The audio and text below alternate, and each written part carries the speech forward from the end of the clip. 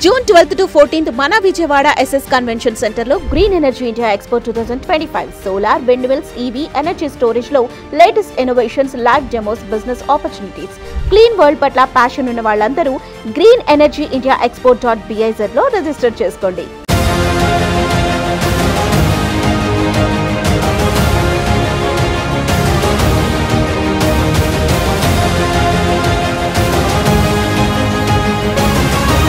Political junction వర్తమాన రాజకీయాలపై సమగ్ర విశ్లేషణ అందిస్తుంది. నమస్తే, వెల్కమ్ టు ఆదాన్. నమస్తే శ్రీనివాస్ గారు. నమస్తే శ్రీనివాస్ గారు, ఈరోజు మన డిస్కషన్ ముఖ్యమైనటువంటి అంశాలు. తల్లికి వందనం నిన్న అనౌన్స్ చేశారు, విధి విధానాలు మొత్తం చెప్పారు. సో డబ్బులు పట్టడానికి ఆలస్యం అవుతుందేమో అనుకున్నా సరే ఆల్రెడీ స్టార్ట్ అవుతాయి. మొత్తానికి గంప కొత్తగా ఇదే రోజు పడుతుందా లేదంటే ఎప్పుడు పడుతుంది అనేది కాసేపు పక్కన పెడితే మాకు పడ్డాయి అని చెప్పేసి సోషల్ మీడియాలో ఆ స్క్రీన్ షాట్లతో సహా పెడుతున్న వాళ్ళు, మాకెంతమంది పిల్లలు ఉన్నారు, ఇంతమందికి ఇంత పడ్డాయి అని చెప్పేసి వీడియోల రూపంలో తెలియజేస్తున్న వాళ్ళు, ఇలా బోలెడు మంది అయితే మనకు కనిపిస్తున్నారు. స్టార్ట్ అయిందనే అంశం అయితే మనకు క్లియర్గా తెలుస్తుంది. సో దీని ఇంపాక్ట్ ఏ విధంగా ఉంటుంది ఒకటి మనం మాట్లాడాలి. దాంతో పాటుగా మరి 15,000 అని చెప్పేసి 13,000 ఇచ్చారు, మీరు కూడా జగన్మోహన్ రెడ్డి బాటలు నడుస్తున్నారని చెప్పేసి ఇంకొక విమర్శ. జగన్మోహన్ రెడ్డి పెట్టినటువంటి గైడ్ లైన్స్ మీరు ఫాలో అవుతున్నారు, కొత్తగా మార్చింది ఏముంది, ఇలా అయితే అనర్హుల జాబితా పెరిగిపోద్దని చెప్పేసి ఇంకో విమర్శ. ఇలా ఒక పక్క పాజిటివ్ అంశాలు, మరో పక్క నెగిటివ్ అంశాలు, విమర్శలు, ఇవన్నీ మన కళ్ళ ముందు కనిపిస్తున్నాం. సో వీటన్నిటి గురించి మనం సమగ్రంగా మాట్లాడేటటువంటి ప్రయత్నం అయితే చేద్దాం. నెంబర్ 2, నిన్న దేశ చరిత్రలో ఒక ఘోరమైనటువంటి విషాదం, ముఖ్యంగా విమాన ప్రమాదాల్లోనే ఘోరమైనటువంటి విషాదం చోటు చేసుకుంది. సో ఎయిర్ ఇండియాకు చెందినటువంటి AI-171 విమానం అహ్మదాబాద్ నుంచి లండన్ పెడుతూ మధ్యలోనే టేకాఫ్ అయిన నిమిషం లోపులోనే కుప్పకూలిపోవటం, ఇంకా దురదృష్టం ఏంటంటే అది పోయి ఒక మెడికల్ కాలేజ్ మీద పట్టడం, అక్కడ పాపం భోజనం చేస్తున్న విద్యార్థులు చనిపోవడం అనేది నిజంగా బాధాకరం. సో ఆ విమాన ప్రమాదం తర్వాత కొంతమంది ట్విట్టర్లో కానివ్వండి, బయట సామాజిక మాధ్యమాల్లో కానివ్వండి, రామ్మోహన్ నాయుడు రాజీనామా చేయాలని ఒక డిమాండ్ తెర మీద తీసుకురావటం, అసలు ఈ ప్రమాదం ఎలా జరిగింది ఏంటనే దాని మీద రకరకాల ఊహాగానాలు, సాక్షాత్తు గుజరాత్ మాజీ ముఖ్యమంత్రి కూడా ఆ ప్రమాదంలో చనిపోవటం. సో ఇది ఖచ్చితంగా మాట్లాడాల్సిన అంశం, చర్చించాల్సిన అంశం. దీని గురించి కూడా మనం డీటెయిల్గా మాట్లాడే ప్రయత్నం అయితే చేద్దాం. సరే, ఇక ఈ 2 అంశాలు పక్కన పెడితే, కృష్ణరాజుని అరెస్ట్ చేసిన తర్వాత కోర్టులో హాజరుపరిచిన తర్వాత మొత్తానికి రిమాండ్ అయితే ఇచ్చింది 14 రోజులు. ఇక వ్యంగ్యంగా విమర్శలు కూడా వస్తున్నాయి. కృష్ణరాజు, కొమ్మినేని అదే జైలుకి, ఒకే జైలుకి పంపించారు, ఇద్దరు కలిసి అక్కడ డిబేట్లు పెట్టుకుంటారేమో అని చెప్పేసి. అయితే కొమ్మినేని కానీ కృష్ణరాజు కానీ ఆ రిమాండ్ సందర్భంగా కోర్టులో ప్రవేశపెట్టిన సందర్భంగా వాడు చేసిన కామెంట్స్, అంటే మన వార్తాపత్రికలు వచ్చినాయి.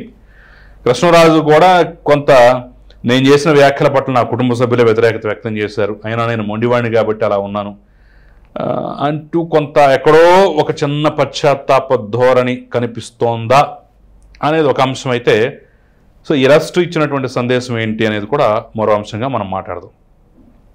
సో ఈ 3 టాపిక్ల్లో ఫస్ట్ తల్లికి వందనం, దాని మీద మీ అభిప్రాయం ఏంటి?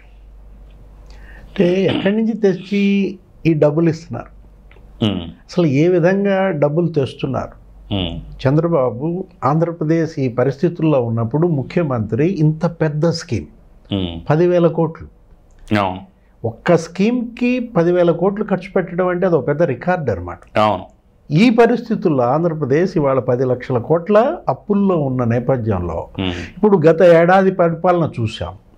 ఒక్క నెల ప్రభుత్వ ఉద్యోగుల జీతాలు ఆగలేదు, 1వ తారీఖే జీతాలు ఇస్తున్నారు.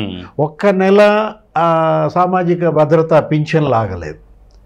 ఏది 1వ తారీఖే పింఛన్లు, అసలు 1వ తారీఖు ఆదివారం వస్తే ఇంకొక రోజు ముందు ఇస్తున్నారు. ఎక్కడి నుంచి తెస్తున్నారు? ఒక్క పింఛన్లకే 34,000 కోట్లు సంవత్సరానికి. అంటే మరి ప్రభుత్వ ఉద్యోగుల జీతాలు అది దగ్గర మరి 90,000 కోట్లు అవుతుంది. ఇది గవర్నమెంట్ మనం పర్ ఇయర్ చూసుకున్నట్లయితే. ఇప్పుడు ఇది 10,000 కోట్లతో తల్లికి వందనం ఇవాళ ఇచ్చారంటే అందుట్లో ఎంతమంది బిడ్డలుంటే అంతమందికి ఇవ్వడం. ఇప్పుడు మీరు అన్నట్టుగా ఏంటి, గతంలో జగన్మోహన్ రెడ్డి అమ్మఒడికి ఇప్పుడు వీళ్ళు పెట్టినటువంటి తల్లికి వందనానికి పోల్చుకుంటున్నారు. వాళ్ళు విమర్శలు చేసేవాళ్ళు విమర్శలు చేస్తున్నారు. ఇక్కడ ఏంటి, మనం ఇలాంటి పరిస్థితుల్లో ఇన్ని స్కీమ్స్ అమలు చేస్తున్నారు, అటు అభివృద్ధి చేస్తున్నారు, ఇటు సంక్షేమం అందిస్తున్నారు. అంటే తెస్తున్నటువంటి అప్పులు సంపద సృష్టి మీద ఉపయోగిస్తున్నారా, లేదు వృధా వినియోగం చేస్తున్నారా? అంటే ఉత్పాదక వ్యయం మీద ఎంత పెడుతున్నారు, అనుత్పాదక వ్యయం మీద ఎంత పెడుతున్నారు, జీవన ప్రమాణాలు పెంచడానికి ఎంత ఉపయోగిస్తున్నారు? ఇదంతా కూడా మనం ఈ వెల్ఫేర్ ఏంటి, ప్రజల జీవన ప్రమాణాల పెంపుకి మనం చూడాలి. ఏది అటు పెన్షన్లు కానీ, మూసేసిన అన్నా క్యాంటీన్లు తెరిపించారు, జగన్మోహన్ రెడ్డి హయాంలో మూసేశాడు. ఇప్పుడు ముఖ్యమంత్రి కూడా ఇవాళ చంద్రబాబు మాట్లాడుతూ ఆ రెండింటిని కంపేర్ చేస్తూ మాట్లాడారు. అసలు ఏ విధంగా మీరు విమర్శలు చేస్తారు? విమర్శలు చేసే నైతిక హక్కు మరి వైఎస్ఆర్ కాంగ్రెస్ పార్టీకి ఉందా అని వీళ్ళు ధ్వజమెత్తుతున్నారు. వాళ్ళ విమర్శలు ఏంటి, మీరు మరి ఎంతమంది పిల్లలు ఉంటే అంతమందికి ఇస్తామన్నారు కదా, యూడైస్ లెక్కల్లో ఏవో చెబుతూ వాళ్ళేంటి మరి 87 లక్షల మంది ఉన్నారు అని వాళ్ళ లెక్కలు వాళ్ళు చెప్తారు. ఇవాళ ఎంతమందికి ఇస్తున్నారు వీళ్ళు? ఇప్పుడు నిన్న మనం చూసాం, ఇప్పుడు కూడా పడుతున్నాయి, ఇంకా డబ్బులు పడిపోతున్నాయి. అవును, సోషల్ మీడియాలో స్క్రీన్ షాట్లు పెడుతున్నారు. ఇద్దరుంటే 26,000, ఇట్లా ముగ్గురుంటే 39,000. ఇప్పుడు నలుగురున్న పిల్లలకు పడ్డాయి. అవును, ఆ సంఖ్య కూడా ఎంత సార్? దాదాపు 20,000 మంది ఉన్నారు, 20,000 మంది ఉన్నారు తల్లులు. 20,000 మంది, వాళ్ళకేంటి ఒక్కొక్కరికి 4 పిల్లలు. అంటే ఇప్పుడు నువ్వు 80,000 మంది పిల్లలు అలా బెనిఫిట్ పొందారు.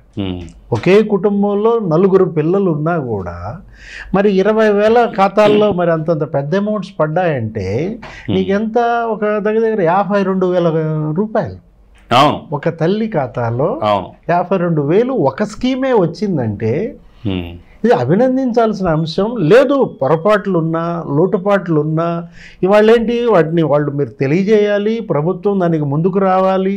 ఇప్పుడు ప్రతి స్కీమ్ మీద ఇవాళ ప్రజాభిప్రాయ సేకరణ జరుగుతుంది. దీంట్లో కూడా కంప్లైంట్లు ఏమన్నా ఉంటే, ఏదన్నా అర్హత ఉన్నా కానీ రాకపోతే ఈ నెలాఖరు వరకు ఏమో టైం ఇచ్చినట్టున్నారు కదా. సో అప్పటి వరకు మీరు మళ్ళీ రివ్యూ పెట్టుకుంటే మళ్ళీ నెక్స్ట్ దఫా ఈసారి పడే ఛాన్స్ ఏదో కనిపిస్తుంది కదా. ఇప్పుడు వాళ్ళు 1 year పరిపాలన అయింది, ఏది ఇది తొలి అడుగు అన్నారు, సుపరిపాలనలో ఇది తొలి అడుగు అన్నారు. ఇప్పుడు సంక్షేమంలో ఇవాళ మనం తీసుకున్నట్లయితే చంద్రబాబు 4.0లో మీరు తీసుకోండి. ఇప్పుడు పెన్షన్లు ఉన్నాయి, పెన్షన్ల పైన మొన్న IVRS వాళ్ళు తీసుకున్నారు సర్వే.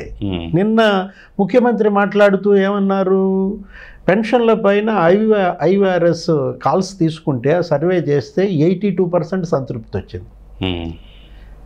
అంటే పెన్షన్లు మరి 34,000 కోట్లు ఇస్తున్నారు, నీకు 1,000 రూపాయలు పెంచారు. ఏది ప్రమాణ స్వీకారం రోజు నుంచి 1,000 రూపాయలు పెంచడం కాదు, గతంలో 3,000 3 నెలలు బాకీ ఏదో ఉంటే ఆయన ప్రకటించిన రోజు నుంచి ఆ 3 నెలలు కూడా కలిపి 7,000 ఇచ్చాడు ఫస్ట్ మంత్.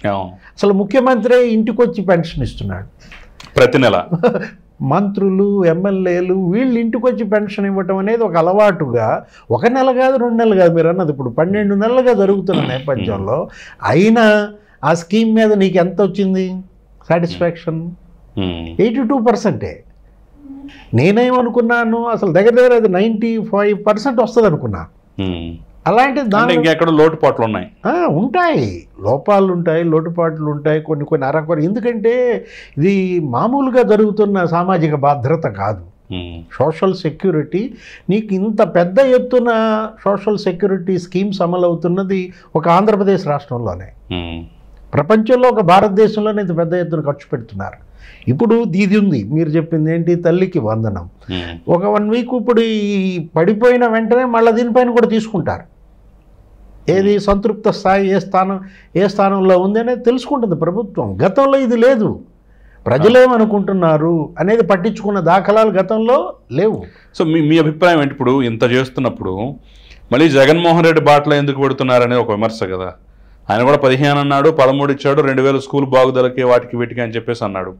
సరే అవి బాగుపడదలేదు, ఏం చేసింది లేదు. నాడు నేడు ఎలా జరిగింది, ఎన్ని ఫేజుల్లో జరిగింది, ఏ ఫేజ్లో ఎన్ని లోపాలు ఉన్నాయనేది మనకి అనేక సందర్భాల్లో మనం మాట్లాడుకున్నాం. మరి ఇంత మొత్తం టోటల్ అమౌంట్ మీద మహా అయితే ఒక 1,300 కోట్లు మీరు కట్ చేసింది.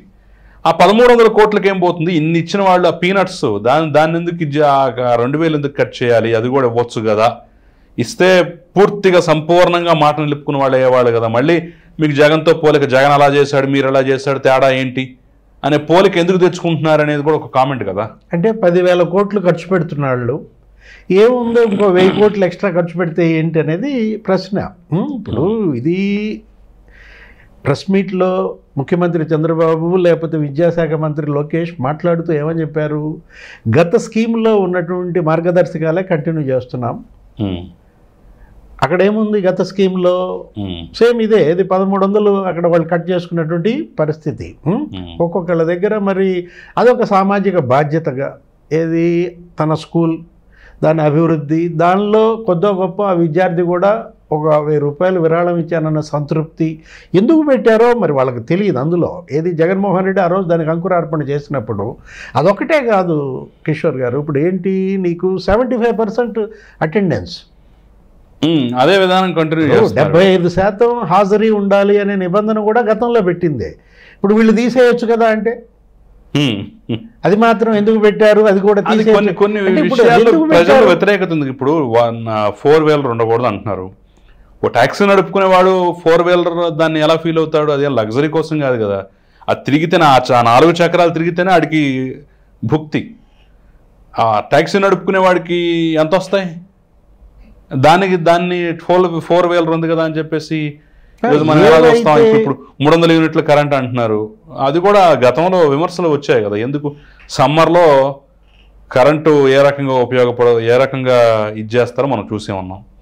మరి అలాంటప్పుడు దాన్ని మాత్రమే ఎందుకు క్యాల్కులేట్ చేసుకుంటున్నారు? కొన్ని ఇలాంటి నిబంధనలు తీసేయచ్చు కదా అనేది ఒక కామెంట్. దీన్ని ఆరంభంగానే చూడాలి, ఇది ఒక అడుగుగా, తొలి అడుగుగానే చూడాలి.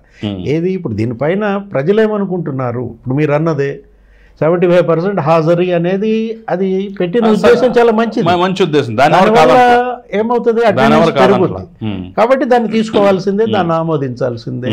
లేకపోతే ఇప్పుడు మీరు అన్నది 300 యూనిట్ల కరెంట్ అనో, లేకపోతే 4 వీలర్ అంటే ఏ 4 వీలర్ లగ్జరీయా జీవన భృత, అది గమనించాలి, గమనంలోకి తీసుకోవాలి. వాళ్ళకి అదే జీవనోపాధి అయినప్పుడు మరి దాని ప్రకారం వెళ్ళాలి. వాళ్ళకు ఉన్నటువంటి ఆర్థిక పరిస్థితి చూడాలి. వీటన్నిటిపైన ఆ క్యాండిడేట్, ఆ లబ్ధిదారు ఒక అప్లికేషన్ పెట్టుకోవాలి.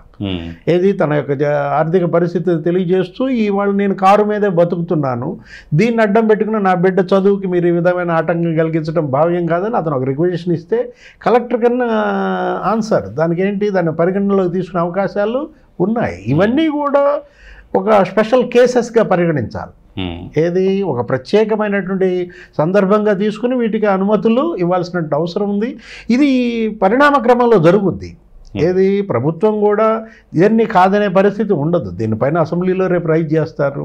తల్లికి వందనం కార్యక్రమంలో మనం చూసాము, అటు 3 పార్టీలు జగన్మోహన్ రెడ్డి అసెంబ్లీకి హాజరు కాకపోయినా డిస్కషన్ జరుగుతుంది.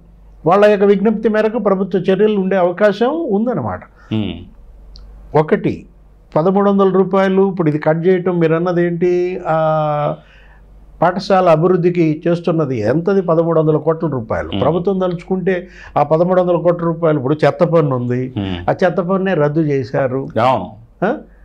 దానికి కూడా కొన్ని 100 కోట్ల రూపాయలు వదులుకున్నట్టే కదా. ఇప్పుడు కానీ అది మంచిదే అని చెప్పేసి అలా చెత్త మీద కూడా పన్నేసి ఏంటి పీడించుకు తింటాం అనేది ఏదైనా నెగిటివ్ అనేది ప్రజల్లో ఉంది కాబట్టి తొలగించు. పెట్టేది మీరు పూర్తిగా పెట్టాలా, మళ్ళా పెట్టిన దాంట్లో ఒక ముద్ద వెనక తీస్తే ఆ పెట్టిన క్రెడిట్ పోతుంది. అదే కదా, ఇప్పుడు అన్నా క్యాంటీన్లు పెట్టారు, 15 రూపాయలకే మీరు బ్రేక్ఫాస్ట్ ఇస్తున్నారు, లంచ్ ఇస్తున్నారు, డిన్నర్ ఇస్తున్నారు. ఆ 15 రూపాయలకు ఎందుకు పెట్టారు? 15 రూపాయలు కూడా ఫ్రీగా పెట్టేయచ్చు కదా. అంటే దానికి కొలమానం ఎక్కడ ఉంటుంది? ఇప్పుడు 5 రూపాయలు ఓకే, నేను కాదంటలే, సరే అది ఎందుకు నమ్మకే వాస్తేగా 15 రూపాయలు పెట్టినా సరే ఓకే. నేను అనేది ఏంటంటే ఈ యొక్క దాని మీద జగన్మోహన్ రెడ్డి తీసుకొచ్చినప్పుడు, ఇలా చేసినప్పుడు విమర్శించింది మనమే కదా, విమర్శించింది ఈ ప్రస్తుతం ఉన్నటువంటి పార్టీలే కదా, మళ్ళీ అదే తప్పు మీరెందుకు చేస్తున్నారు అనేది ప్రశ్న. ఇక్కడ ఏంటంటే నాయకులు, అధికారుల మనస్తత్వం వేరుగా ఉంటుంది, నాయకుల మనస్తత్వం వేరుగా ఉంటుంది, ఆలోచనలు డిఫరెంట్గా ఉంటాయి. నాయకుడు ఏంటి, ప్రజలకు ప్రతినిధి, అతనేంటి ప్రజల ఆలోచనలు ప్రతిబింబిస్తాడు, మరి దాన్ని అడుగుతాడు. కానీ అధికారి ఏం చేస్తుంటాడు, జనరల్గా ₹1 ప్రభుత్వానికి ఆపాలనో, ఏదో రకంగా దానిలో గిట్టుబాటు చేసుకోవాలనో, దానికి ఏదో ఒక బెజ్జం పెట్టాలన్న తాపత్రయంలో అతను ఉంటాడు. అతనేంటి ప్రభుత్వ ధనానికి అతను బాధ్యత వహిస్తున్నాడు. కాబట్టి ఇప్పుడు ఈ ఇష్యూ ఇది అధికారుల ప్రమేయంతో జరిగిందా, నాయకులు అధికారులను ఓవర్ రైడ్ చేయలేకపోతున్నారా? గతంలో మనం చూసాం, ఇవాళ అధికారులు చెప్పింది వినే నాయకుడే మనకి. అధికారులు చెప్పిన దాన్ని ఓవర్ రైడ్ చేసే నాయకుడు అయితే ఈ పరిస్థితి వచ్చేది కాదన్నమాట. అదే కదా. ఇప్పుడు ఏదైనా కానీ అధికారుల మాట విని సరే చేసినా సరే నీకు ఫైనల్గా దాని రిజల్ట్ అనేది నాయకుడికి వస్తుంది కదా. ఓటు వేయాలన్నా ఓటు వేయకూడదన్నా పాపం అధికారి ఏముంది, ఈ సీఎం కాదు ఇంకో సీఎంని చూస్తారు. బట్ ఈ అధికారి చెప్పిన మాట యాస్టిస్గా ఫాలో అయితే రేపు ప్రజలు తిరస్కరించేది నాయకుడిని కదా. అధికారిని ఏం చేస్తారు? అధికారిని ఏం చేయలేవు. ఆడు 30 ఏళ్ళు ఆడు చేసుకుపోతాడు. ఆడిచ్చిన తలతిక్కని సలహాలు పాటిస్తే రేపు ఓటు రూపంలో నష్టపోయేది నాయకుడే కదా. నాయకుడిని అధికారి ఓవర్ రైడ్ చేయలేడు. అవసరమైతే నాయకుడు చేయొచ్చు. ఏది ఆపండి, ఇది చెయ్యండి అని చెప్పి ఆయన ఒత్తిడి చేసి ఛాన్స్ వచ్చు అనమాట.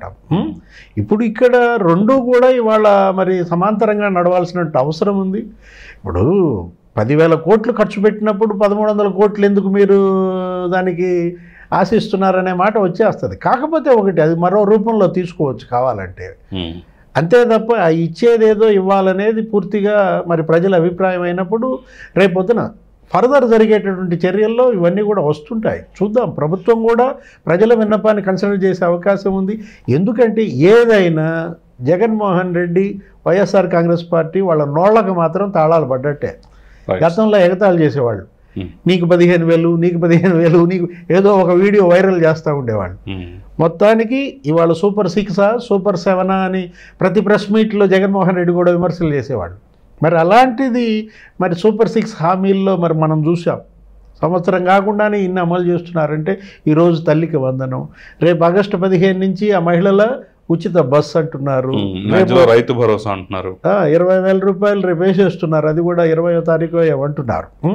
అటు కేంద్రం ఇచ్చేదానికన్నా కూడా మరి వీళ్ళు ఎక్కువ ఇస్తున్నటువంటి పరిస్థితి. ప్రజలు కూడా కంపారిజన్, అతను అమ్మకు వడి ఎలా ఉంది, వీళ్ళ తల్లికి వందనం ఎలా ఉంది. వాళ్ళు అమ్మఒడికి 5,000 కోట్లు ఖర్చు పెడితే వీళ్ళు తల్లికి వందనానికి వీళ్ళు 10,000 కోట్లు ఖర్చు పెడుతున్నారు. మీరు ఇచ్చిన దానికన్నా ఇంకా 25 లక్షల మందికి ఎక్కువ ఇచ్చారు. ఏది నువ్వెంతమందికి ఇచ్చావు? 42 లక్షల మందికి ఇచ్చావు. వీళ్ళు ఎంతమందికి ఇస్తున్నారు? 67 లక్షల మందికి ఇస్తున్నారు. సరే, మీరనేదేంటి ఇంకొక 20 లక్షల మందికి ఇవ్వాలి అని మీరు డిమాండ్. వాళ్ళు చెప్పేదేంటి? కార్పొరేట్ స్కూల్స్లో ఆల్రెడీ సంపన్న వర్గాల తల్లిదండ్రులు ఉన్నారు, వాళ్ళకి ఇవ్వాల్సినటువంటి అవసరం లేదు. ఎందుకంటే అలాంటి వాళ్ళకు కూడా ఇవ్వటం ద్వారా తెలంగాణలో కేసీఆర్ ఇక్కడ మూల్యం చెల్లించాడు. రైతు బంధు ఒక స్కీమ్ తెలంగాణలో మనం చూసాం. ఏంటి అసలు, నీకు 100 ఎకరాలు ఉన్నాళ్ళు కూడా, మహేష్ బాబుకి కూడా రైతు బంధు పడింది. అంటే మంత్రులు, రాష్ట్ర మంత్రులుగా పనిచేసిన వాళ్ళు రైతు బంధు లబ్ధిదారులు, మాజీ మంత్రులు, ఎమ్మెల్యేలు అందరూ. అంటే ఎవరికి అవసరం లేదు. ఇది సాక్రిఫైస్ చేయటం కూడా ఒక ధర్మం. ఏది కుబేరులు, సంపన్నులు, వాళ్ళకి అవసరమా ఇది? Yes, correct sir. సరే, మనం రెండో టాపిక్కి వెళ్తే, నిన్న అహ్మదాబాద్ ప్రమాదం అనేది ఖచ్చితంగా అందరూ బాధపడాల్సిందే, చింతించాల్సినటువంటి విషయం. ఈ నేపథ్యంలోనే సరే కొన్ని విమర్శలు కూడా వస్తున్నాయి, వాటి మీద మీ రియాక్షన్ ఏంటి? అంటే ఇది ఊహించినటువంటి ఉపద్రవం. ఇదేంటి అసలు జాతి మొత్తాన్ని కలిచి వేసినటువంటి ఘోర ప్రమాదం, దిగ్భ్రాంతికరం, అసలు ఊహించలేదు. ఇప్పుడు దాంట్లో లోటుపాట్లు ఇప్పుడు సాంకేతికపరమైన లోపమా? అహ్మదాబాద్ ఇవాళ అక్కడ జరిగినటువంటి ఇన్సిడెంట్, ఈరోజు కూడా ప్రధాని మోడీ వెళ్ళారు. వెళ్ళిన దాంట్లో ఏంటి, టేక్ ఆఫ్లోనే లోపం ఉందా? అది ఒక 625 అడుగులు పైకి వెళ్ళి మళ్ళీ వంగింది అంటున్నారు. అంటే ఇప్పుడు జనరల్గా విమాన ప్రమాదాలు ఏవి జరిగినా కూడా నీకు టేక్ ఆఫ్ లోపంతో జరిగే ప్రమాదాలే ఎక్కువ, 35% అనమాట. ఏది టేక్ ఆఫ్లోనే నీకు 35% ఇన్సిడెంట్ జరుగుతుంటాయి. ఆ 35% కూడా మానవ తప్పిదాలే. ఏది టేక్ ఆఫ్లో జరిగేటువంటి ప్రమాదాల్లో మానవ తప్పిదాలే ఎక్కువ ఉన్నటువంటి పరిస్థితుల్లో ఇప్పుడు ఇక్కడ పైలట్, ఆయనకు సుదీర్ఘ అనుభవం ఉందంటున్నారు. ఏది సుమిత్, అతను దగ్గర 8,000 గంటలో ఏమో ఆయన మరి విమానం నడిపినటువంటి అనుభవజ్ఞుడైనటువంటి పైలట్. ఇప్పుడు ఆ బోయింగ్, ఇప్పుడు దానిపైన ఇవాళ మరి వస్తుంది. బోయింగే ఎందుకు మరి పదే ప్రమాదాలకి గురవుతోంది అనేది అమెరికా నుంచి కూడా వాళ్ళు వచ్చినట్టున్నారు నిపుణులు. మరి వాళ్ళు అక్కడ దర్యాప్తు చేస్తున్నారు. ఇప్పుడు బ్రిటన్ కూడా పంపినట్టుంది. ఈరోజు మోడీ అక్కడ పర్యటన. ఇది మీరన్నారు ఇందాక ఇంట్రోలో కూడా, 241 మంది ఫ్లైట్ క్రాష్లో చనిపోతే అది వచ్చి ఎక్కడ పడింది? మెడికల్ కాలేజ్ మీద. అక్కడ 24 మంది చనిపోయారు. అనేక మంది విద్యార్థులు, అందరూ ఏంటి నీకు మెడికోస్. మరి అసలు మనం ఊహించలేదు, చాలా ప్రమాదాలు చూసాం. ఇది గతంలో ఎప్పుడో ఒక 15 ఏళ్ల క్రితం ప్రమాదం, దగ్గర నీకు మంగళూరు దగ్గర ఒక ప్రమాదం, ఒక 158 మంది చనిపోయారు. ఎందుకు మొన్న 5 years బ్యాక్ ఇంకో ప్రమాదం జరిగింది కేరళలో. దుబాయ్ నుంచి వచ్చే విమానం అక్కడ లోయలో పడిపోయింది. అదెంత ఒక 20 మంది ఏమో చనిపోయింది. రన్వే చివరన ఉన్నటువంటి లోయలోకి దూసుకెళ్ళిపోయింది. ఏదైనా విమాన ప్రమాదాల పట్ల మాత్రం ఇవాళ కేంద్ర ప్రభుత్వం మేల్కోవాలి. ఇలాంటి మళ్ళీ ఫర్దర్ జరగకుండా చర్యలు తీసుకోవాలి. ఇప్పుడు మీరు దీనిపైన విమర్శలు అంటున్నారు, అప్పుడే కొంతమంది ఆల్రెడీ రామ్మోహన్ నాయుడు రాజీనామా చేయాలని మొదలెట్టారు. అంటే ఇది అప్పుడే విమర్శలు చేసే సమయం కాదు. ఏది దానికి కూడా కౌంటర్ ఇచ్చారు. ఏదో ప్రైవేట్ ఫ్లైట్ లేకపోతే ఒక ప్రైవేటు ఎయిర్పోర్ట్లో జరిగిన దానికి సెంట్రల్ గవర్నమెంట్ మినిస్టర్ ఎలా రాజీనామా చేస్తారని కింద ఆన్సర్లు కూడా పెడుతున్నారు. రాజీనామా కాదు కదా ఇక్కడ పరిష్కారం. ఆ మాటకు వస్తే మంగళూరు ప్రమాదంలో జరిగినప్పుడు వైమానిక శాఖ మంత్రి రాజీనామాలు చేశారా? కేరళలో జరిగినప్పుడు చేశారా? ఇష్యూ ఏంటంటే ఇది రాజీనామా గురించి చర్చించే అంత సమయం కాదు. అది తర్వాత జరుగుతాయి. ప్రధాని మోడీ ఎటువంటి నిర్ణయాలు తీసుకుంటారో చూడాలి. ఇప్పుడు రాహుల్ గాంధీ కూడా మాట్లాడుతూ అందరూ దీన్ని ఖండిస్తున్నటువంటి అంశం, ముందు బాధితులకు న్యాయం చేయాలి ఆ కుటుంబాలకి. ఎయిర్ ఇండియా కూడా నీకు ₹1 కోటి ఏమో ప్రకటించింది. ఇప్పుడు అక్కడ నీకు జరుగుతోంది ఏంటి, ఆ విమానం 11 ఏళ్లుగా సర్వీసెస్ ఇస్తారు. 11 ఏళ్లుగా ఒక విమానం సర్వీస్ ఇవ్వటం అనేది అది అంత పాత విమానంగా పరిగణించేదేమీ కాదు. కాకపోతే 1,25,000 లీటర్లు నీకు ఇంధనం ఉందంట. అంటే 13,000 కిలోమీటర్లకు సరిపోయేటట్టుగా ఇంధనం ఉందంటున్నారు. అంత పెద్ద ఎత్తున ఇంధనం ఉండటం కూడా ఈ తీవ్రత కారణం అంటున్నారు. అమిత్ షా మాట్లాడిన మాటల్లో కూడా ఇది టెక్నికల్ అంశం. ఇది ఇప్పుడు అసలు అది పైకి వెళ్ళేటప్పుడే సరిగ్గా హైడ్రాలిక్ అవేవో పనిచేయలేదంటున్నారు. అవును, అందుకనే మనకి టేక్ ఆఫ్ అయిన తర్వాత కూడా వీల్స్ బయటే ఉన్నాయి.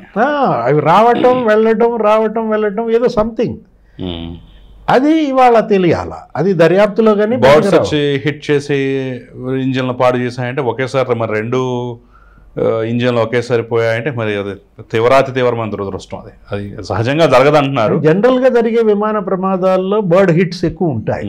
ఇప్పుడు బర్డ్ హిట్స్ వల్ల ఇది జరిగిందా? అందుకని 2 ఇంజిన్లు ఉంటాయి, కానీ రెండింటిని బర్డ్స్ హిట్ చేసి రెండింటిని పాడు చేయడం అనేది చాలా రేర్గా జరుగుద్ది. అదే కనుక జరిగితే అది ఇంతకు మించిన దురదృష్టం ఇంకేం ఉండదు అంటున్నారు. అంటే ఇప్పుడు అది ఎగిరిన ఎత్తు కూడా ఎంత, కేవలం 625. మరి అంత తక్కువ హైట్లో ఉన్నప్పుడే అది జరిగిందంటే, పైగా రన్వేని 2.6 kilometers యూజ్ చేసుకోవాల్సింది 1.6 యూజ్ చేసుకున్నాడు. అది కూడా ఏమన్నా కారణమా అని చెప్పేసి కూడా కొన్ని కామెంట్స్ వస్తున్నాయి. అంటే టేక్ ఆఫ్, ఇప్పుడు ఆ టేక్ ఆఫ్లోనే తప్పిదం జరిగిందా? మానవ తప్పిదాలు అంటోంది అందుకే అనమాట. అప్పుడు ఆ బ్లాక్ బాక్స్ దొరికితే తప్ప మనకి పూర్తి స్థాయిలో నిజాలు వెల్లడి కావు. ఆ కాక్పిట్లో సంభాషణ ఏది, ఆ పైలట్కి మధ్య అసలు ఏం మాట్లాడుకున్నారు, వాళ్ళల్లో ఉన్నటువంటి కంగారు అదేదో ఉంది కదా, మేడే కాల్ అనే మాట అనబోయే ముందు ఏ డిస్కషన్ జరిగింది, ఇవన్నీ కూడా బయటకు వస్తాయి. ఇవాళ రేపట్లో కానీ బయటికి రావు. ప్రస్తుతం ఏంటి, బాధిత కుటుంబాలకు అండగా ఉండాలి. అసలు గుజరాత్ ఎక్స్ సీఎం చనిపోయారు, విజయ్ రూపాణి. అదే కాదు, అసలు ఒక వైద్య కుటుంబం అంట, వాళ్ళ లండన్లో సెటిల్ అవ్వడానికి మొత్తం అంతా ప్యాకింగ్ చేసుకుని వెళ్తున్న దీంట్లో మొత్తం అందరూ చనిపోవడం, ప్రతిదీ విషాదమే. కాతే ఒకడు మృత్యుంజయుడు అంట, ఏది రమేష్ అనే అతను మరి ఎలా కరెక్ట్గా విమానం 2 ముక్కలయ్యే ప్లేస్లో కూర్చున్నట్టున్నాడు, బయటపడ్డాడు. అదొక మిరకిల్. ఏది రక్తం ఓడుతూ మరి అతను నడుచుకుంటూ వెళ్ళి అంబులెన్స్ ఎక్కాడంటే ఒక అద్భుతంగానే చూడాలి. అతనిచ్చే వాంగ్మూలం ఎలా ఉంటుంది, వాళ్ళ మనోభావాలు ఏది, అప్పటి ప్రయాణికులలో మనోభావాలు అసలు ఎలా జరిగింది, అసలు అటు ఇటు ఏమన్నా బాగా ఊగిందా, ఏదైనా ఈ ప్రమాదం అనేది ఒక గుణపాఠం కావాలి. భవిష్యత్తులో మళ్ళీ ఇలాంటి సంఘటనలు పునరావృతం కాకుండా చూడాలి. ట్రంప్ ప్రమాణ స్వీకారం చేసిన కొత్తలో అమెరికాలో దబదబా పడ్డాయి, నీకు గుర్తుండే ఉంటుంది. ఏది, విమానాలు కొట్టుకుని పడిపోయాయి, హెలికాప్టర్ ప్రమాదాలు, అమ్మట్లో ఒక 2-3 నెలలు అక్కడ వరుస వైమానిక ప్రమాదాలు. భారతదేశంలో గత 5 ఏళ్లలో ఇదే అతిపెద్ద ప్రమాదం. 15 ఏళ్ల తర్వాత ఇంతమంది చనిపోవటం అనేది మొదటిసారి చూస్తున్నాం అన్నమాట. ఎస్, ఖచ్చితంగా సార్. సరే, ఇక ఫైనల్గా నిన్న కృష్ణరాజుని అరెస్ట్ చేసిన తర్వాత రిమాండ్ కోర్టు విధించింది 14 రోజులు. అతని మాటలు చూస్తుంటే ఏమనిపిస్తున్నాయి మీకు? అతనిలో పశ్చాత్తాపం ఇంకా ఉందా? ఎందుకంటే న్యాయాధికారికి ఆయనకి మధ్య జరిగిన సంభాషణ ఇవాళ మీడియా కథనాల్లో చూస్తే అతనిలో ఏమీ మనకి పరివర్తన పశ్చాత్తాపం కనపడుతున్న దాఖలాలేమీ లేవు. ఆయన అడిగిన ప్రశ్నలు, ఆయన ఒకటే మాట అడిగారంట న్యాయాధికారి. నిన్న కొమ్మినేనికి ఒక స్టోరీ చెప్పాడు. ఇవాళ కృష్ణరాజుతో కూడా ఆయన చాట్ ఎలా ఉందంటే, ఇప్పుడు ఒక ఊళ్ళో జూదగాళ్ళు పట్టుబడ్డారు, వాళ్ళు పేకాట ఆడుతున్నారు, పేకాట ఆడుతూ పట్టుబడ్డ ఊరిని జూద నిలయం అంటావా అని అడిగారంట. ఇప్పుడు ఎక్కడో చోట అడపా కొన్ని ఇన్సిడెంట్స్ జరుగుతాయి. హైదరాబాద్ శివారు కాలనీలో ఎంతమంది పట్టుబడతలేదు? ఏది ఆ స్కార్ఫ్లు కట్టుకుని ఆడపిల్లలు ఎక్కుతూ ఉంటారు, వాళ్ళని ఎక్కిస్తూ ఉంటారు, వాళ్ళ తలకాయలు ఉంచుకుని పోతూ ఉంటారు బెంగళూరులో. సహజంగా జరిగేది కదా. ఇప్పుడు హైదరాబాద్ లాంటి చోట్ల ఏదో మూలన నెలకోసారన్నా ఓ చిన్న మర్డరో ఒకటో ఏదో ఒకటి జరుగుతుంటుంది. అంత మాత్రాన మర్డర్ జరిగింది కాబట్టి మర్డర్ల రాజధాని అని చెప్పేసి అంటాడా, కామెంట్ చేస్తాడా? అది ఇవాళ కృష్ణరాజు ఏంటి ఇంకా దానికి కూడా ఆయన సమర్థించుకుంటూ ఏమన్నాడు, నా దగ్గర క్లిప్పింగ్స్తో మాట్లాడాను, నేను అన్ని క్లిప్పింగ్లు తీసుకుని మాట్లాడానంటే ఆయన చాలా ఫైర్ అయ్యాడంట. ఎవరు? న్యాయాధికారి. పోలీసులు నిన్ను సరిగ్గా ట్రీట్ చేశారా, 3rd డిగ్రీ ఏమైనా ఉపయోగించారా అంటేనేమో ఆ పోలీసులు డిఎస్పీ నన్ను చాలా బాగా చూసుకున్నాడు, ఎక్సలెంట్ అన్నాడంట. ఆయనకి అంత అవసరం లేదమ్మా, నిన్ను వాళ్ళు కొట్టారా అని అడిగాను, అడిగిన దానికి సమాధానం చెప్తే చాలు అన్నాడంట. అంటే దీన్ని బట్టి మనకు అర్థమవుతుంది ఏంటి, కృష్ణరాజు వ్యక్తిత్వం, అతను ఒక ఎక్స్ట్రీమిస్ట్గా కనపడుతున్నాడు, అతను ఒక అతిగా కనపడుతున్నాడు. స్పందించాల్సినంత స్పందిస్తే చాలని ఆయన అక్షంతలు వేయటం అనేది అక్కడ కూడా అతే కదా. ఖచ్చితంగా ఆ ఛానల్ డిబేట్ అతి కాదు, ఎక్కడైనా అతే. అంటే ఇప్పుడు ఈ కృష్ణరాజు కాదు, ఇతను ఒక అతిరాజు అనమాట. ఇప్పుడు పైగా నాకు చంద్రబాబు అన్నా తెలుగుదేశం అన్నా కానీ నాకు పడదు, తీవ్ర వ్యతిరేకత, అందుకని ఈ కామెంట్స్ చేస్తుంటాను, వాళ్ళకి వ్యతిరేకంగా మాట్లాడుతుంటాను, కాబట్టే సాక్షులు నన్ను పిలుస్తుంటారు, నాకు ఇక్కడే పాపులారిటీ వచ్చింది, ఇక్కడే గుర్తింపు గౌరవం వచ్చిందని కూడా చెప్పాడంట కదా. మరి దీన్ని ఏమంటారు? మరి దీన్ని బట్టి అంటే చంద్రబాబు పైన నీకు వ్యతిరేకత ఉంటే చంద్రబాబు మీద మాట్లాడండి, ఆయన విధానాల పైన మాట్లాడండి, ఆ ప్రభుత్వం చేస్తున్నటువంటి ఆ స్కీమ్స్ కానీ ఆ డెవలప్మెంట్ యాక్టివిటీస్ కానీ వాటిల్లో ఏమైనా లోపాలు అవినీతి ఉంటే వాటిని బట్టబయలు చేయాలి. కానీ ఒక ప్రాంతం మీద కక్ష ఏంటి? నువ్వు ఆ ప్రాంతంలోనే నివసిస్తున్నావు. ఆయన అడిగారంట ఈరోజు ఏమని, ఈ ప్రాంతంలోనే సీఎం కుటుంబ సభ్యులు ఉన్నారు, ఈ ప్రాంతంలోనే మేమంతా ఉన్నాం న్యాయమూర్తులు, అదే కదా, ఈ ప్రాంతంలోనే నువ్వు కూడా ఉంటున్నావు. అదే ప్రాంతంలో ఆయన ఎంతో అభిమానించే ఆ ఛానల్ ఓనరు, మాజీ ముఖ్యమంత్రి, ఆ రాజకీయ పార్టీ అధినేత అయినటువంటి జగన్మోహన్ రెడ్డి కుటుంబం కూడా ఉంది కదా. అంటే వీళ్ళందరికీ నువ్వు ఆపాదించడమే కదా అని అడిగిన దానికి ఆయన నీళ్లు నవ్వులుతున్నాడంట, లేదా మౌనం పాటిస్తున్నాడంట. యాక్చువల్గా కొమ్మినేని నిన్న జరిగింది న్యాయాధికారికి కొమ్మినేనికి మధ్య సంభాషణ. ఆయన ఏంటి ఇప్పుడు అక్కడ కూడా మనం చూసాం, పొన్నవోలు వాదనల్లో పురాణాల గురించి మాట్లాడతాడు, మహాభారతం గురించి మాట్లాడాడంట. ఆయన బ్లంట్గా ఒకటే చెప్పాడంట, ఇవన్నీ నేను చదువుకున్నాను, నేను సంప్రదాయ కుటుంబం నుంచి వచ్చాను, మీరు నాకు పురాణాలు చెప్పడం ఏంటి అని ఆయన అడిగిన విధానం. లేకపోతే స్పష్టంగా చెప్పారంట. అక్కడ ఒక ఇన్సిడెంట్ మాట్లాడారు, ఏమని, 82 ఏళ్ల వృద్ధుడు ఉంటాడు, భార్య లేని సమయంలో ఒక 12 ఏళ్ల బాలికపై అఘాయిత్యానికి పాల్పడతాడు, ఏదో నేను పొరపాటు చేశానంటే క్షమించాలా అని అడిగాడు. అంటే ఇవాళ అంత బ్లండర్ ఏది, ఒక అఘాయిత్యం, ఏది జర్నలిజంపై అఘాయిత్యం. వీళ్ళు చేసింది అక్కడ ప్రసార మాధ్యమాలపై అఘాయిత్యానికి పాల్పడ్డారు. ఈ చర్చ ఏ విధంగా నీకు ప్రజోపయోగం, సమాజోపయోగం, దాన్ని నువ్వు ఎంటర్టైన్ చేయటం, అవునవును నేను చదివాను అని కొమ్మినేని శ్రీనివాసరావు చెప్పటం, పైపెచ్చి ఇంకా దాన్ని సమర్థిస్తూ మిమ్మల్ని ట్రోలింగ్లు చేస్తారు జాగ్రత్త అని హెచ్చరించటం. అంటే ఏంటి, నువ్వు ఎవరి క్షేమం కోరుకుంటున్నావు? అక్కడ యాంకర్ బాధ్యత. లేదు ఇప్పుడు నేను తప్పు మాట్లాడాను కిషోర్, మీరేం చేయాలా? నన్ను కంట్రోల్ చేయాలా, ఖచ్చితంగా నివారించాలా? తప్పు మాట్లాడుతున్నారు మీరని సరిదిద్దాలా? అది కదా యాంకర్గా నువ్వు చేయాల్సిన పని. కొమ్మినేని శ్రీనివాసరావు బ్లండర్ చేశారు, ఆయన చాలా వల్గర్గా మాట్లాడారు. అదొక వల్గర్ డిబేట్గా మనం చూడాలన్నమాట. వాళ్ళు ఆ డిబేట్కి ముందు కూడా జడ్జీల మీద కామెంట్ చేశారట. అవును, ఇది వెలుగులోకి రాలేదులే కానివ్వండి, న్యాయమూర్తుల మీద కూడా కామెంట్ చేశారని చెప్పేసి తెలుస్తోంది. ఆయన ఎవరో ఒక జడ్జి, హైకోర్టు జడ్జి, గతంలో పనిచేసిన ఆయన మళ్ళా ఇప్పుడు పోస్టింగ్ మీద వస్తున్నారు. భట్టు దేవానంద్ గతంలో ఆయన రాష్ట్రానికి రాజధాని లేదని ఆయన ఆవేదన వ్యక్తం చేశాడు. ఆయన కూతురు ఎక్కడో చదువుకుంటుంటే ఆమెను అడిగారట, మీ రాష్ట్ర రాజధాని ఏదని, నా కూతుర్ని కూడా ఎగతాళి చేస్తున్నారని చెప్పేసి ఆ మాటల్ని మీరు ప్రస్తావిస్తూ మీరు ఎవరిని మీరు టార్గెట్ చేస్తున్నారు, ఎవరిని మీరు విమర్శిస్తున్నారంటే వీళ్ళు ఇంకా వదలంది ఎవరని, విడిచిపెట్టంది ఎవరిని? న్యాయమూర్తులపైన దాడి, కోర్టులపైన దాడి, ప్రజలపైన దాడి, ప్రాంతం పైన దాడి చేయడానికే మీ ఛానలా? లేకపోతే ఈ విధంగా ఏమి ఆశిస్తున్నారు, ఏం చేయాలనుకుంటున్నారు? అంటే మీ యజమాని లాభాల కోసం ఈ విధమైన బురద జనం పైన జల్లుతారా? గతంలో నీకు తెలుసు సిబిఐ కేసు, న్యాయమూర్తుల మీద అనుచిత వ్యాఖ్యలు, అసభ్య పోస్టులు పెట్టారు. ఏమైంది ఆ కేసు ఇంతవరకు? అప్పట్లో దగ్గర ఒక 15-20 మందిని అరెస్ట్ చేశారు. 100 మంది పైన కేసులో ఉన్నారు. ఇందులో ఆయన కూడా ఉన్నాడు. ఆ కేసులో కొమ్మినేని శ్రీనివాసరావు ఉన్నారు. న్యాయమూర్తులపై అనుచిత వ్యాఖ్యలు, అసభ్య పోస్టులు కేసులో దగ్గర నీకు 100 మంది పైన నిందితులుగా సిబిఐ గుర్తిస్తే ఈయన 41. ఎవరు? కొమ్మినేని శ్రీనివాసరావు 42, 43 ఈ విధంగా ఉన్నారు. ఆ పంచ్ ప్రభాకరు, ఎవరు ఆ విదేశాల నుంచి మాట్లాడేవాళ్ళు ఒక 5-6 గుర్తించారు. కొంతమందిని అరెస్ట్ చేశారు. అట్లా అరెస్ట్ అయిన వాళ్ళని ఒకళ్ళిద్దరిని తీసుకొచ్చి మళ్ళీ వాళ్ళ డిబేట్లోనే కూర్చోబెడతారు. అంటే ఇవాళ న్యాయమూర్తులు లేకపోతే న్యాయ వ్యవస్థ ఇవాళ మేల్కోవాలి. గతంలో కూడా చాలా సీరియస్గా సజ్జల భార్గవరావుకి హైకోర్టు జడ్జి వార్నింగ్ ఇచ్చారు.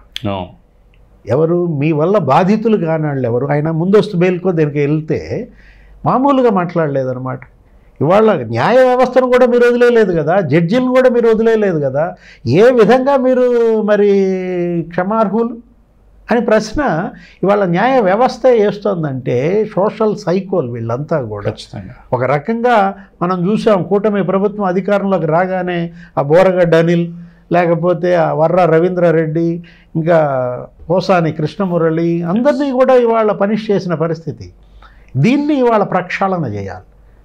చంద్రబాబు ముఖ్యమంత్రిగా ప్రమాణ స్వీకారం చేస్తూ ముందే తిరుపతి వెళ్తారు. ఆయన భార్యాభర్తలు ఇద్దరు అక్కడ స్వామివారిని దర్శించుకుని రేపు ప్రమాణ స్వీకారం అనగా ఆయన అన్న మాటలేంటి? టీటీడీ నుంచి ప్రక్షాళన ప్రారంభం అన్నారు. ఇవాళ టీటీడీ ప్రక్షాళన ప్రారంభమైంది, బ్రహ్మాండంగా దర్శనాలు జరుగుతున్నాయి, ప్రసాదంలో నాణ్యత వచ్చింది. ఇవాళ ప్రక్షాళన, మీడియా ప్రక్షాళన జరగాలి. వాళ్ళ జర్నలిజం ఇవాళ ఏంటి? బాధ్యత. ఇదొక సామాజిక బాధ్యత. పాత్రికేయులైనంత మాత్రాన మీకు ఇక ఇష్టారాజ్యంగా మాట్లాడతారా అని అడిగారు ఇవాళ న్యాయాధికారి కృష్ణరాజును ఉద్దేశించి. స్పష్టంగా ఏంటి నీ అనుభవం ఎంత అన్నాడు. 30-38 ఏళ్ల అనుభవం ఉందన్నావు, 62 ఏళ్ల వయసు అంటున్నావు, ఈ మాటలా నువ్వు మాట్లాడేదంటే తల వంచుకున్నాడంట. ఇవాళ తల దించుకునే పరిస్థితి. కృష్ణరాజు కొమ్మినేని చేసినటువంటి ఈ డిబేట్ వల్ల, ఈ వ్యాఖ్యల వల్ల యావత్ జర్నలిజం ఇవాళ తల దించుకునే పరిస్థితి.